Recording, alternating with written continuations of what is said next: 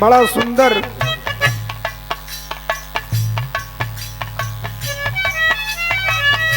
सवेर के टाइम में सोहर सुने के मिलल और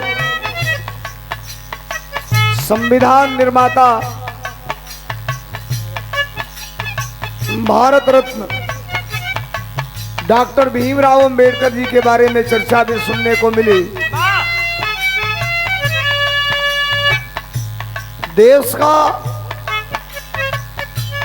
चाहे कोई भी बुद्धिजीवी वर्ग हो, जो शिक्षा के प्रति अपना लगाव रखता हो, सामाजिक कार्यों में अपनी रुचि रखता हो एवं आपसी सद्भाव और भाईचारे में विश्वास रखता है, वो संविधान में विश्वास रखता है और वो संविधान निर्माता डॉक्टर बी.आर. अंबेडकर को मानता है।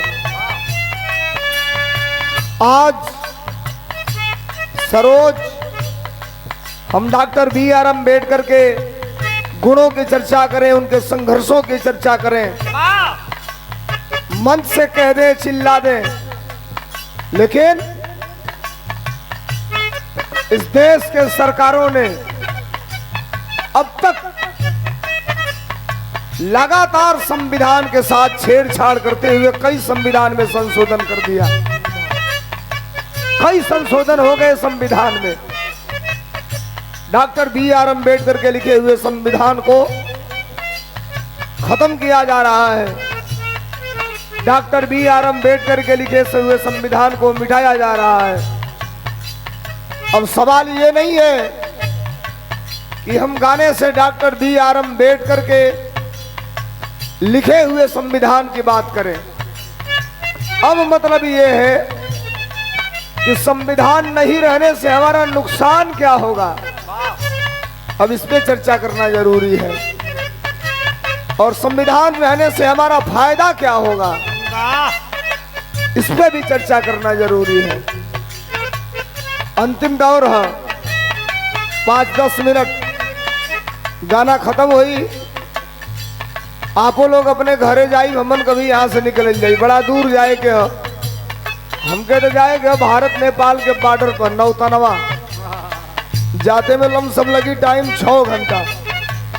10 बजे से कार्यक्रम 3:15 हो गई। मास्टर कुछ बजावत हवन,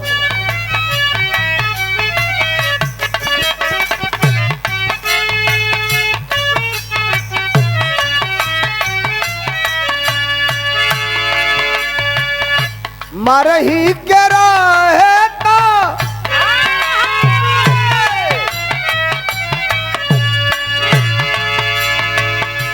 मारही के राहे मुआ दे तू जान से,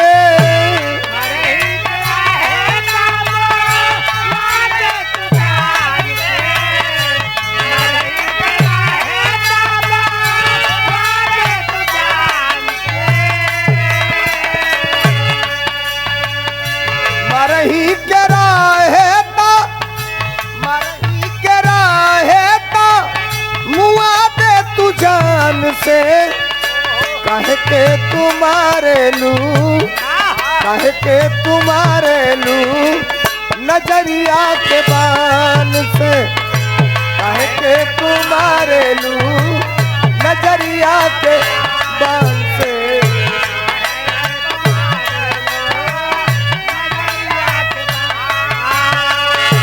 मारही के राहे तो मुआ दे तू जान, मारही के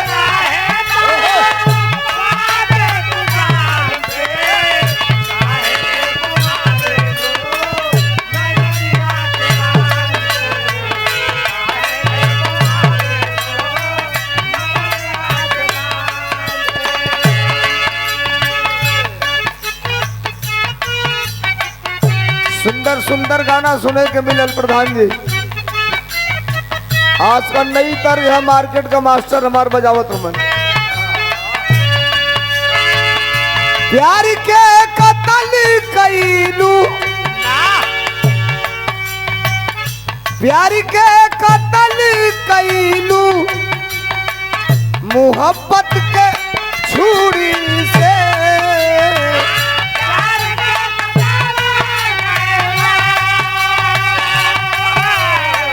मोहब्बत के छुरी से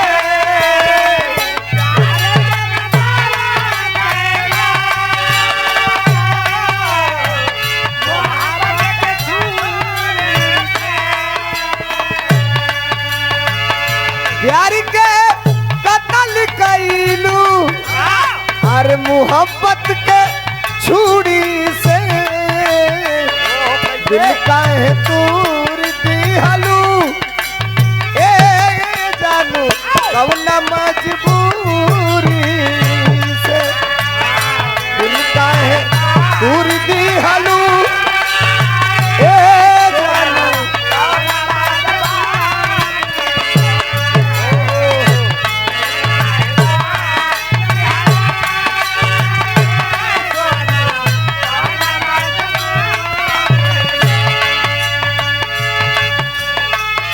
मोहब्बत थोड़ा थोड़ा इस दुनिया में बेरंग हो गया है। और वादा कैलू प्यार के, वादा कैलू प्यार के, तू जीवन भर निभावे के।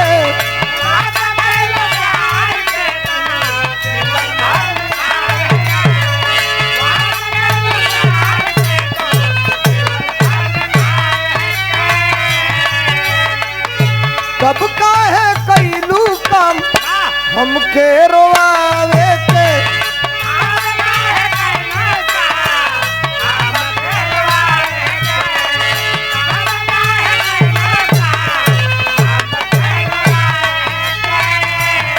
होता शादी लागत बाटे अब स्नेह न रही, होता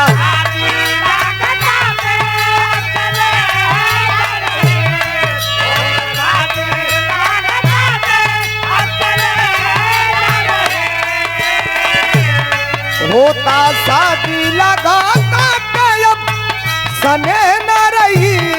यही नवंबर में, नवंबर में, नवंबर में चलिए जईबू जान हो। नवंबर में चलिए जईबू जान, दिसंबर ले देह न रही हो। नवंबर में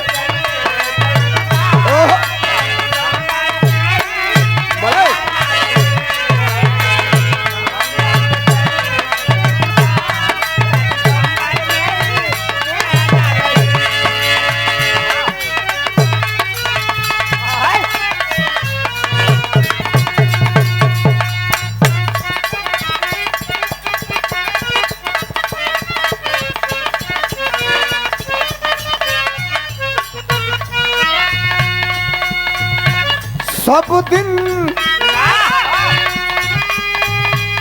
अरे होत न एक समाना सब दिन। ए ठेकेदार साहब, ज्वाला भाई, सब दिन अरे होत न एक समाना सब दिन। होत न एक समाना। एक दिन राजा हरिश्चंद्र गृह कंचन भरल खजाना जी, कंचन भरल खजाना। ये समय है। एक दिन राजा हरिश्चंद्र गृह कंचन भरल खजाना हो, कंचन भरल खजाना। आय कदी न डोब घरे।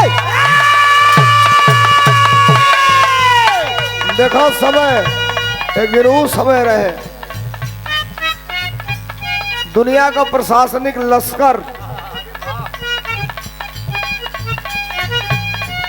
पीछे पीछे पीछे पीछे और आज है प्रशासनिक लश्कर कलम लेके कब गटई के फांस लिख दे। अंतर है लेकिन ज्यादा दिन ना।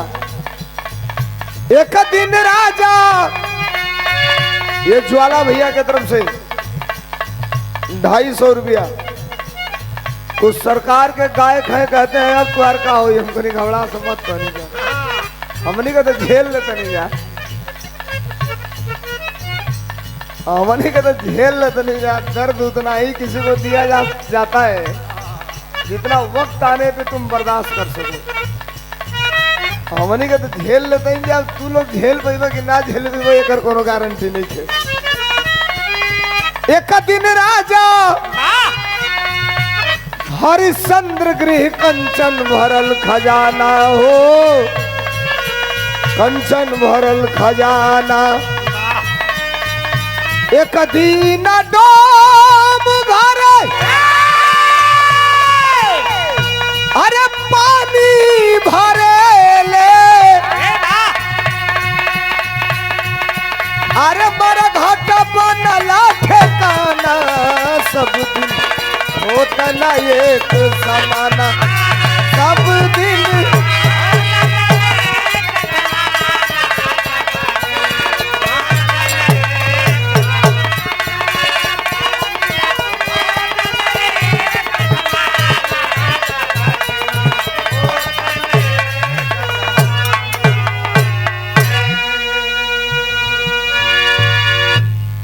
इस कार्यक्रम में 2-3 चीज हम लोगों ने देखा। इस दरवाजे पर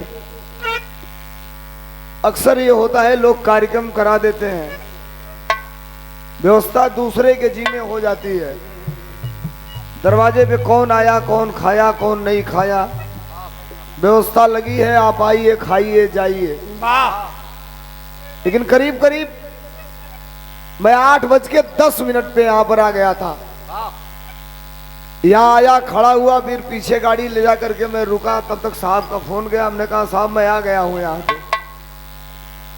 और हम लोग अपरिचित बन के जैसे गमछी मुंह पे डाल के यहाँ बैठे हुए थे बीच में, केवल देख रहे थे। कभी कभी व्यक्ति जो चीज देखता है उसका आकलन करता है। हमने देखा और ये पाया, इंजीनियर साहब के साथ साथ चाहे प्रधान जी हो या परिवार का कोई भी व्यक्ति हो, बड़ी से बड़ी हस्तियां यहाँ आई। रूलर पार्टी की भी हस्तियां आई, अपोजिशन के भी लोग आए, सत्ता पक्ष के भी लोग आए, लेकिन सबने आपका जो आभार प्रकट किया और आपने 2 कदम आगे बढ़ के जिस तरह सबका वेलकम किया, सबको सियाफ किया, ये अपने आप में एक बहुत बड़ी बात थी। और इंसान इसीलिए जाना जाता है, जब इंसान के घर कुछ पड़े तो कितने लोग आए और कौन कौन लोग आए, मतलब ये रखता है। तो लड़का के लड़की के बर्थडे पर अभी कल है कि बेटी का केहू बर्थडे नहीं खे मनावत। देखिए 2 बातें हैं। जब आप बर्थडे के तरफ जाएंगे, अगर आपको बहन चाहिए, अगर आपको माँ चाहिए, अगर आपको पत्नी चाहिए, अगर आपको भाभी चाहिए, अगर आपको बुआ चाहिए, अगर आपको मामी चाहिए, चाची चाहिए, नानी चाहिए, तो सबसे पहले आपको बेटी चाहिए। सबसे पहले आपको बेटी चाहिए।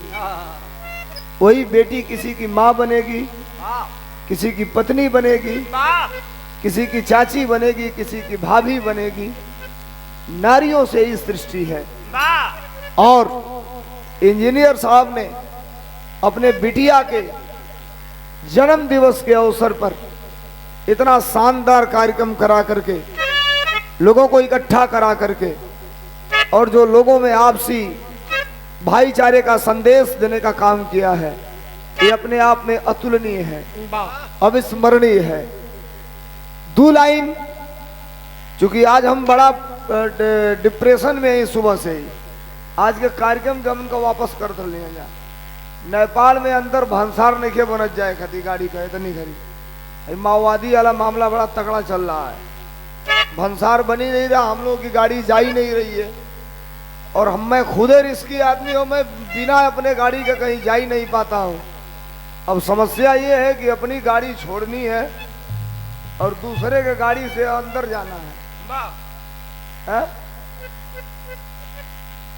अब दूसरे की गाड़ी से जाना है, सब सवाल ये है।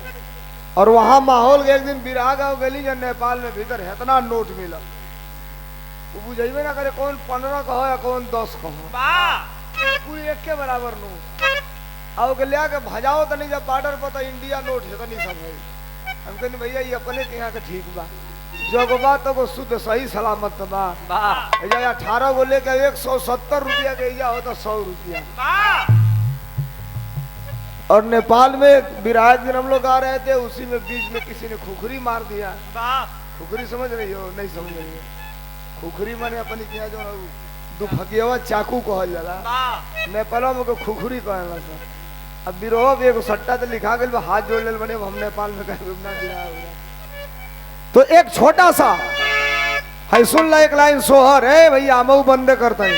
अब तू चल नहीं बता के देखेगा ही प्रधान जी। आवा दोनों प्रधान जी बैठल हलो।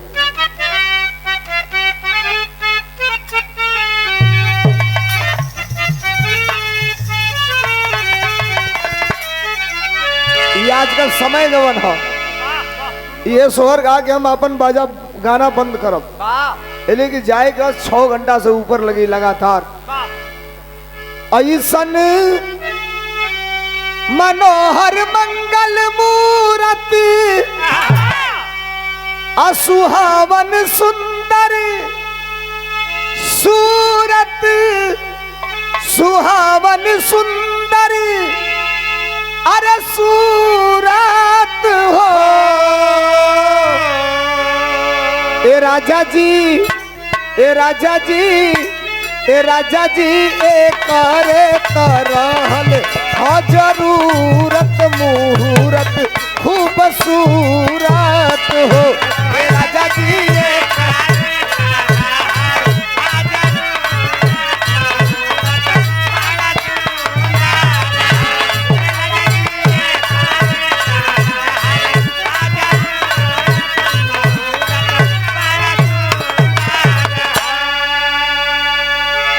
लड़का होके चाहे लड़की होके, जब लोग सोहर गावेलन तो वो सोहर का परिभाषा बड़ा दूसर होला कि ऐसन मनोहर मंगल मूर्ति।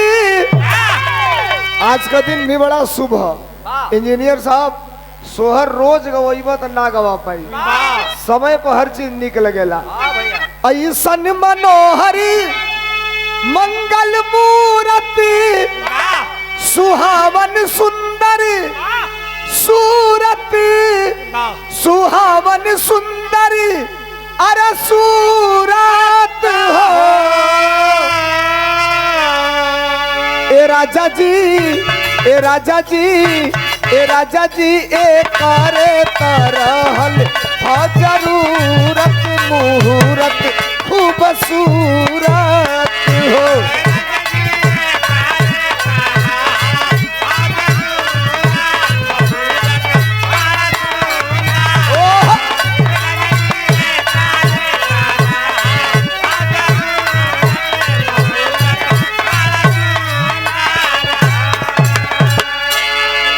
एक किलोमीटर गौले से बढ़िया देखा लइका होला, दूगो चीज बड़ा निक लगेला आदमी के, आपन लइका और दूसरे का मेहरारू, हर आदमी के निक लगेले।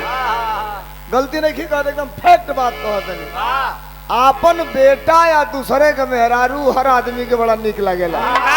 लेकिन ना हमन के कहा मौका मिला था केहू के ताकि देखे ताकि वो कैसे भैया। अब छोड़ दो 70 बरिस कम में हमनी के नियर रहता तब बतेती कि वो कैसे। फेस तुम्हारा गायब है, करी बात पूछबो तो कैसे काम चले। बात नहीं है भाई, तीनों टाइट बा।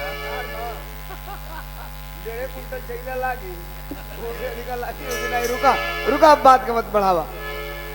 लइका चाहे लइकी के एक लाइन में 1000 लाइन गौले से बढ़िया। वाह अच्छा खाली कलेक्टर बेटे ना होला, कलेक्टर खाली बेटे ना होला, कलेक्टर माने डीएम होला। कप्तान खाली बेटे ना होला, कप्तान माने एसपी होला, बेटी भी होले। प्रधानमंत्री खाली बेटे ना होला, इस देश में इंदिरा गांधी भी भारत की प्रधानमंत्री रही हैं। तो ये लाइन कवि ने लिखा है क्या? अरे हमारा जनाला, बिटिया का नाम ईवा है ना, तो हमारा जनाला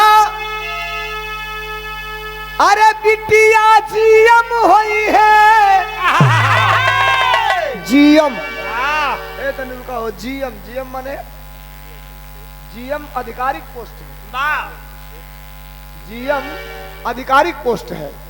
तो अब देखा लोग केहू का बड़ाई करेला, तो एक आदमी कहा था, देखा शिक्षा विभाग के बहुत बड़े अधिकारी यहाँ पर बैठे, इस परिवार के बड़े भाई हैं। तो हमारा बुझाला अरे बिटिया जीएम हुई है, तोले प्रधान जी कहलन ना हमार बेटी जीएम ना हुई। का कहला प्रधान जी कि हमारा बुझाला ईवा जीएम हुई है। कि लड़किया का माई कहती है कि अपने बाबुओं से बढ़न अधिकारी बनाई, मनो अपने बाप से भी बढ़न अधिकारी लड़की बनी। ये तो खाली इंजीनियर ना हुआ, तो देखा वही जा लड़की की माई में और लड़की की चाचा में झगड़ा हो गई, झगड़ा हो गई वो लड़की के लेके। का कहलन लोग कि हमारा बुझाला ईवा जीएम हुई है, बोले चाचा कहला अरे नाना इतना डीएम हुई है हो।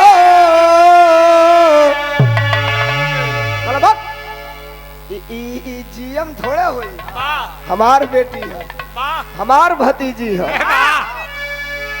पैसा कहे ना दिया लो पतवन लोग, अब ले दिया लो कई हजार, असली बात कहली रुपये ना आई ले के हमारा बुझाला ईवा जीएम हुई है, अरे नाना उता डीएम हुई है हो। इतने ना ए ललना ए ललना ए ललना हिंद का सितारा ई तो सीएम हुई है, ओसे ऊपर पीएम हुई है हो। ए ललना हिंद का सितारा ओसे ऊपर पीएम हुई है।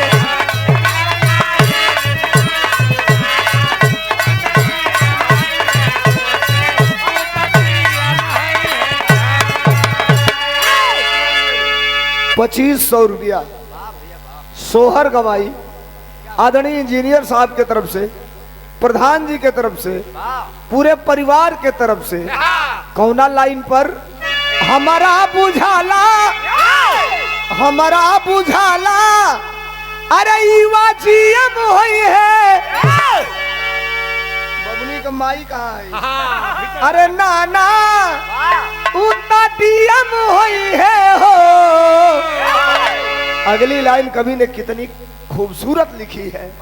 ए ललना ए ललना ए ललना हिंद का सितारा उत सीएम हुई है, उसे ऊपर पीएम हुई है हो। ए ललना हिंद का सितारा उत सीएम हुई है, उसे ऊपर पीएम हुई है हो।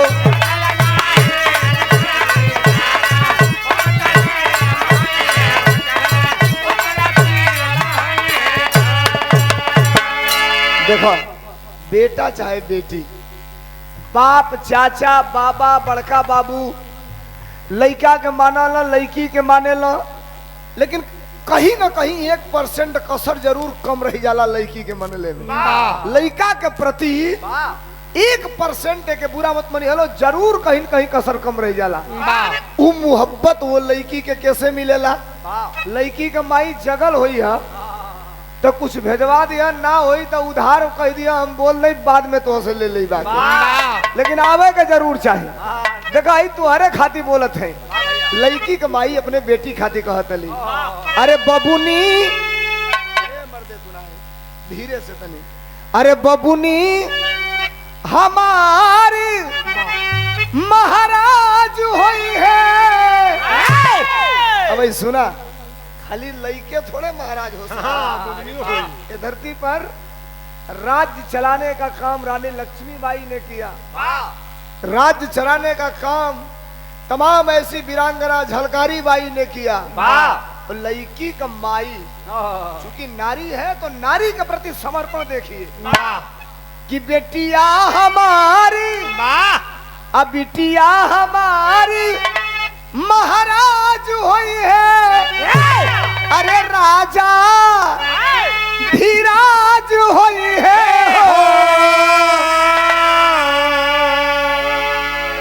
राजा पहले का राजा प्रजा के नचावा, आज का राजा इलेक्टेड राजा, इलेक्टेड राजा, समझ गए आप। एक बटन दबी वो बेटी भी राजा बन सकती है। और उस राजा के कलम में जब ताकत होगी तो वो राजा दुनिया को एक अच्छा संदेश देगी, इसलिए कि उसके परिवार में सामाजिक संदेश वाहक लोग हैं।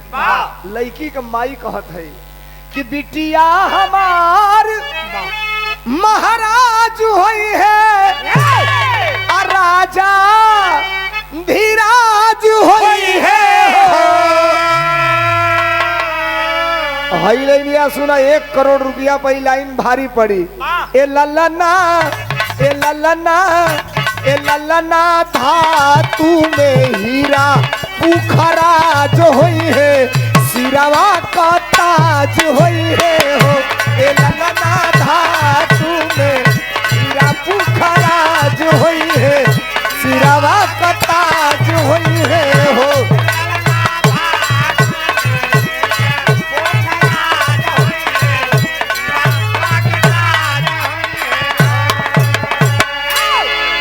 एजल तो गवैया गाओ तना संजोग से आज के दिन अगर के पंडित जी आ गए रही आ देखी गावे वालन के ढेर नेक मिला था, कई हजार ले लिया तो सोहर गा के तो उन का कलबलाई चालू हो जाए। खजुआवल चालू करिए, कहीं बच्चा 2 मिनट मैं भी बोल सकता हूँ उस बिटिया के लिए। हमनी के तो जितना बोलनी जब बोलबे के लिए ऊ बोली है, कहीं सुना, अरे मुनि बाबा बिटिया ऐसन ज्ञानी होई है। अब वैसे ना बताइए पतरा इलाज के ग्रह नक्षत्र देखिए, ग्रह नक्षत्र देख के बताइए कि मुनि बाबा बेटी ऐसन ज्ञानी होई है। और सुना, अपने पापा जैसन अरे दानी होई है हो। सुन ला, 1 रुपया लड़की कमात नहीं खे, इनका लेवे का ना पंडित जी के भाई कमात तो लड़की है ही नहीं के, खाली तो सटा के कहीं है कि मुनि बाबा बेटी ऐसन ज्ञानी होई है। अब पापा जस अपने अरे दानी होई है हो। ए ललना, ए ललना, ए ललना अखिला भूमंडल राजधानी होई है, पूरा खानदानी होई है हो। ए ललना अखिला भूमंडल राजधानी होई है, पूरा खानदानी होई है हो।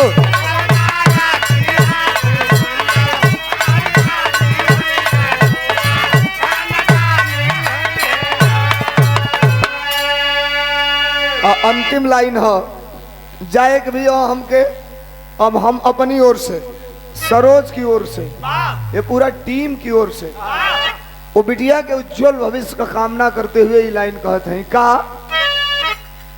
कि बिटिया अरे चमकत बेटी सूरज अउरी चाँद होई है।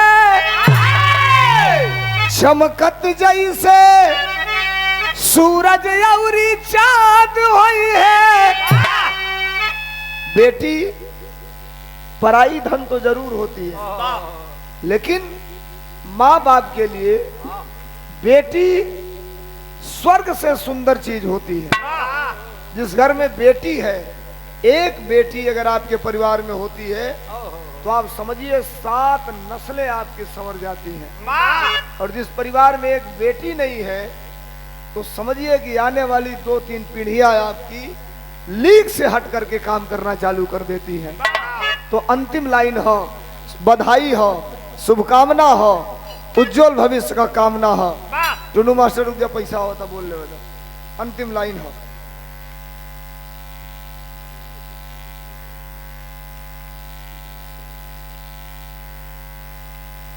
अच्छा ये आदरणीय रमानंद जी बड़े बाबू हैं, शिक्षा निदेशालय उत्तर प्रदेश प्रयागराज। मनो जहाँ मार्कशीट और सीट में ना वो गड़बड़ सड़बड़ भइल रहला बनेला, सब यही ऐसे ही बात से होला। कहीं तोरे के यहाँ गड़बड़ी हुई तो नाम पता इंजीनियर साहब का है, बिना पैसा का काम हो जाए। तो ये रमानंद जी बड़े बाबू शिक्षा निदेशालय उत्तर प्रदेश प्रयागराज के धर्म पत्नी जी के तरफ से 101 रुपया का पुरस्कार। ये महाराज जी बताएं, वहों से ढेर माल यही विभाग में बा, इंजीनियर साहब से ढेर माल ये विभाग में बा, लेकिन द्रव्य हल्का हल्का आ रहा है। अंतिम लाइन है, 100 रुपयों का पुरस्कार। बहुत धन्यवाद। कहना है का कि लइका अरे लइकी कमाई कहा लुकाइल वाली, अमौसी कहा अरे भुलाइल वाली हो। लइकी का मामा कहा अरे लुकाइल वाले, ये कहीं असली है रुरा का है महाराज। ऐसा सुगर और बहनोई ओकरी बात और खजुआवत हनी का है महाराज। धनबा अरे लइकी का मामा कहा लुकाइल वाले, कहवा अरे भुलाइल वाले हो। ए ललना ए ललना ए ललना गई है सोलंकी, हई बधैया महलिया उठे सोहार हो। ए ललना गई है सोलंकी, हई बधैया महलिया उठे सोहार हो। ए ललना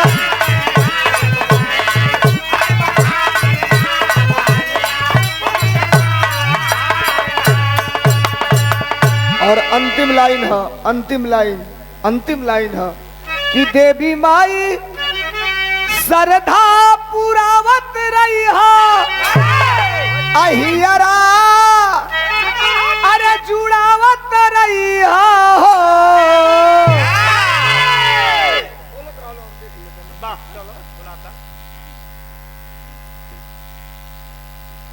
हम तो कहीं 3 गो सुनना बाय में। अच्छा दुइये को भाई, प्रधान जी के तरफ से रुपया तो रौरा लेनी है तो काहे के प्रधान जी का नाम देता नहीं, मामा हो ना लड़की का।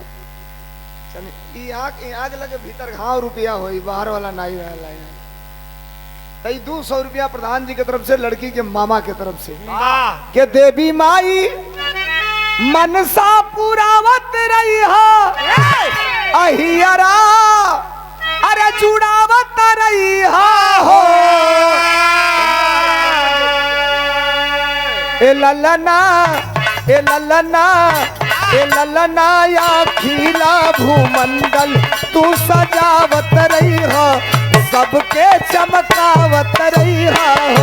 ए ललना या खिला भूमंडल तू सजावत रही हो, सबके चमकावत रही हो। ए ललना या खिला भूमंडल।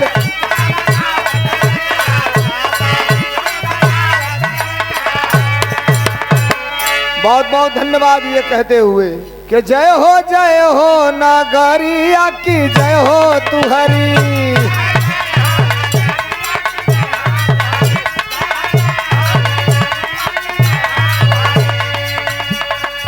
अरे भैया भैया बड़ा प्रेम से कैला खातिर दरिया नगरिया की जय हो तू हरी।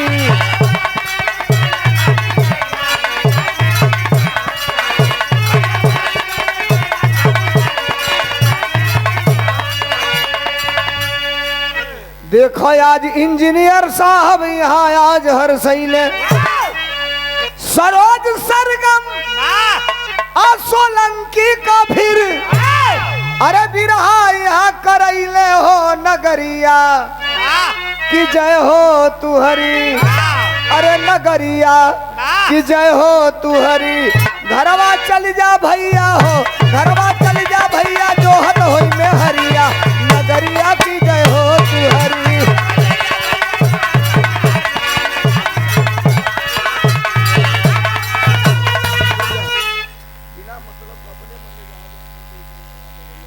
जिया जिंदगिया रही है भैया फिर होई भेंट दीदार। असगरी बैठल भैयन के बा अरे हमारो नमस्कार हो। नगरिया की जय हो तू हरी। धारा में अंदर गई है हो, धर्मेंदर गई है बंद होई ले दरिया नगरिया की जय हो तू हरी।